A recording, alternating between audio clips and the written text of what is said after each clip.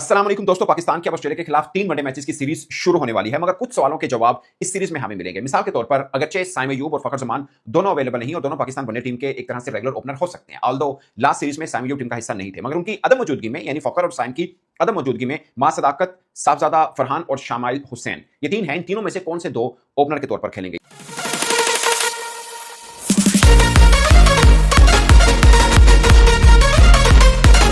एक ये कि तीनों में से ओपनर दो कौन हो सकते हैं।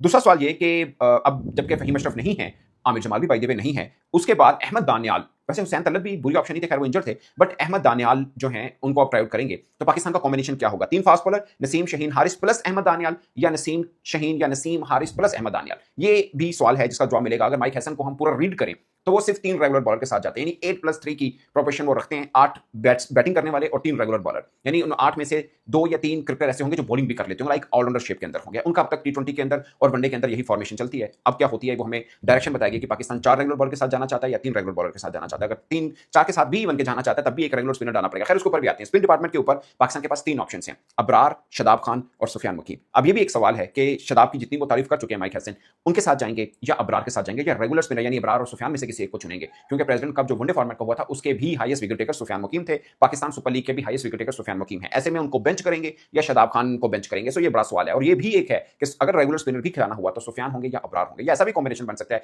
चूंकि फिल वक्त हम पाकिस्तान में खेल रहे हैं तो शदाब खान भी हो जाए और सुफियान मुकीम भी हो जाए, लाइक एक लेग स्पिनर और एक चाइनामैन, क्योंकि अगर शदाब खेलते हैं तो फिर अबरार का खेलना नहीं बनता, क्योंकि दोनों तरह से अगर वो मिस्ट्री स्पिनर है बट वो भी गुगली भी करते हैं, लेग ब्रेक भी करते हैं, कैरम भी करते हैं, सब चीजें उसमें आ जाती हैं। सो ये है। और सबसे अहम सवाल, मोहम्मद रिजवान पाकिस्तान टीम का हिस्सा नहीं है, रोहिल नजीर खेलेंगे या गाजी घोरी खेलेंगे? अभी रिसेंट पास के अंदर गाजी घोरी खेले थे जब लास्ट पाकिस्तान ने सीरीज खेली थी। सो मुझे लग रहा है कि गाजी घोरी के साथ पाकिस्तान जाएगा। सो ये कुछ सवाल हैं जो सिर्फ इस सीरीज में जवाब नहीं देंगे बल्कि डायरेक्शन तय करेंगे कि पाकिस्तान ने वर्ल्ड कप में अपना जहन क्या बना रखा है। वो एक अलग बात है कि हम पाकिस्तानी हैं, हम पहले ही सोच लेते हैं कि हमने आगे क्या, अब हमने ना सीरीज से पहले भी काफी चेंजेस करते हैं, लाइक पूरे साल भर में फखर जमान जो है वो मिडिल ऑर्डर में खेलते रहे, जब टी20 वर्ल्ड कप आया हमने ओपन भी करवा दिया, तो 1-2 मैच दिए, ज्यादा उनको चांस नहीं दिया था हमने। अब ऑस्ट्रेलिया का देखिए, उन्होंने पहले से डिसाइड था कि मिचेल मार्श और ट्रेविस हेड वो ओपन करेंगे, लगभग साल 1.5 साल पहले का डिसाइड था और उसी के मुताबिक उन्होंने पूरा सफर किया। ऑल्दो टी20 वर्ल्ड कप उनका भी कुछ खास नहीं रहा। अब पाकिस्तान की पिछली 2-3 सीरीज, ऑस्ट्रेलिया की पिछली 2-3 सीरीज, पाकिस्तान के आगे अब तक के एफटीपी में कौन कौन सी सीरीज हैं उस पर हम बात कर लेते हैं। पाकिस्तान वर्सेस ऑस्ट्रेलिया सीरीज पे भी थोड़ी सी बात करते हैं। 2022 के अंदर पाकिस्तान ऑस्ट्रेलिया की लास्ट सीरीज हुई थी और वो जो लास्ट सीरीज हुई थी वो 24 बरस के बाद पहली मर्तबा था कि ऑस्ट्रेलिया और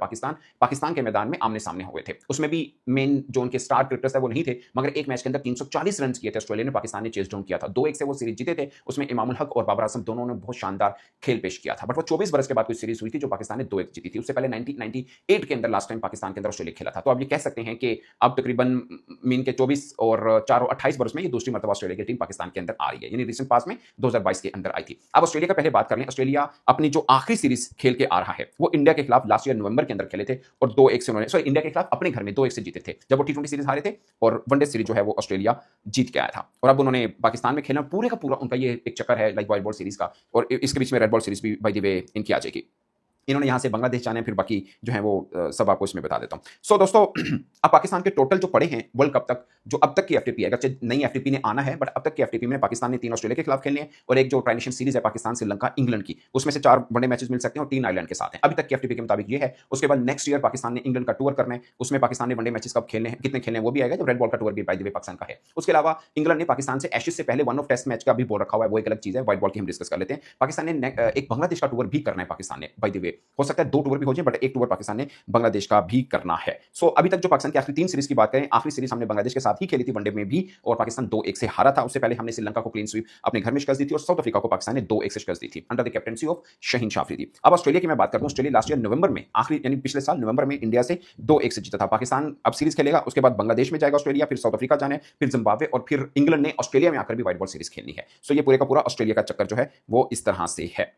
ऑस्ट्रेलिया के अब के खिलाड़ी जिसमें हेजलवुड नहीं होंगे, ट्रेविस हेड नहीं होंगे, मिचेल मार्श हेजलवुड नहीं होंगे और पैट कमिंस नहीं होंगे। ये 4 खिलाड़ी हैं, ट्रेविस हेड और तीनों फास्ट बॉलर जिसमें स्टार्क हैं, कमिंस हैं और हेजलवुड हैं। ये 4 मेन क्रिकेटर जो हैं वो नहीं होंगे। मगर इनके बगैर भी नॉथन एलिस को मैं बड़ा बॉलर मानता हूं। वो भी आईपीएल खेल रहे होते अगर वो इंजर्ड ना होते। वो इंजर्ड थे इसलिए नहीं खेल पाए, और इनको नेक्स्ट पैट कमिंस की तरह वो तैयार कर रहे हैं। ऑस्ट्रेलिया मान कर रहा है कि ये इनका नेक्स्ट पैट कमिंस हो सकते हैं। तगड़े बॉलर हैं, जबरदस्त हैं, इंजरी के बाद आ रही हैं। उसके अलावा ओलिवर पीक जो उनके अंडर 19 के कप्तान हैं, उनके ऊपर काफी वो कर रहे हैं। कोनेमन और जंपा स्पिन डिपार्टमेंट को संभाल सकते हैं। इंग्लिश अभी अभी लास्ट नाइट उन्होंने आईपीएल के अंदर 50 भी की है, रेगुलर अच्छा खेल रहे हैं आईपीएल में। एलेक्स कैरी है, मानुस लेविशाइन अभी फाइनल पीएसएल का खेल के गए हैं। मिचेल मार्श ये अच्छी फॉर्म में लगे हैं, 100 शायद 3-4 50s भी इन्होंने आईपीएल के अंदर अभी की हैं। कैमरून ग्रीन आईपीएल के अंदर बहुत तगड़ा नहीं खेल रहे, बट हम सब जानते हैं is a very decorated character. और ये ओवरऑल बाकी जंपा को भी हम जानते हैं, तगड़ा लेग स्पिनर है, व्हाइट बॉल का एक अच्छे बॉलर है। सो ये ओवरऑल सिचुएशन है ऑस्ट्रेलिया वर्सेस पाकिस्तान की। मुझे लगता है कि अगर हम खुद बोल चुके हैं कि ऑस्ट्रेलिया ने अपने मेन या स्टार क्रिकेटर्स को स्टोर में नहीं भेजा, बट मेरा मानना है कि उसके बगैर भी ऑस्ट्रेलिया की ढड़ी टीम है। आपको याद होगा अभी कुछ अर्सा पहले न्यूजीलैंड ने इंडिया का टूर किया था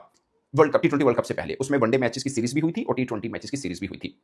टी20 में न्यूजीलैंड के ऑलमोस्ट सभी स्क्वाड था जो वर्ल्ड कप वाला स्क्वाड था, शायद एक आधा चेंज था, मगर टी20 सीरीज न्यूजीलैंड बुरी तरह से हारा था भारत के खिलाफ। जबकि वनडे सीरीज में उनके काफी स्टार क्रिकेटर्स नहीं थे, एक तरह से नई टीम थी, और वनडे सीरीज इंडिया न्यूजीलैंड से हारा था।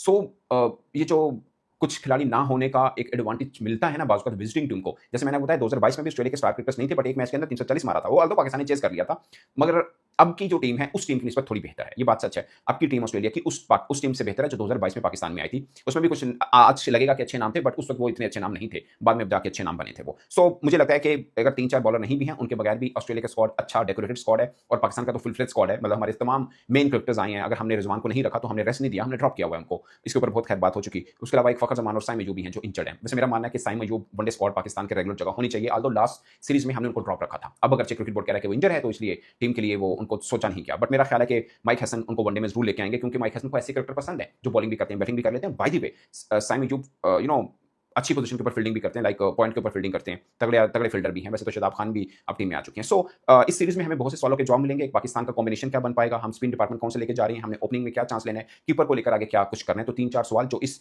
वर्ल्ड कप की डायरेक्शन पाकिस्तान टीम की बताएंगे, ये हमें इस सीरीज से मिल पाएगा।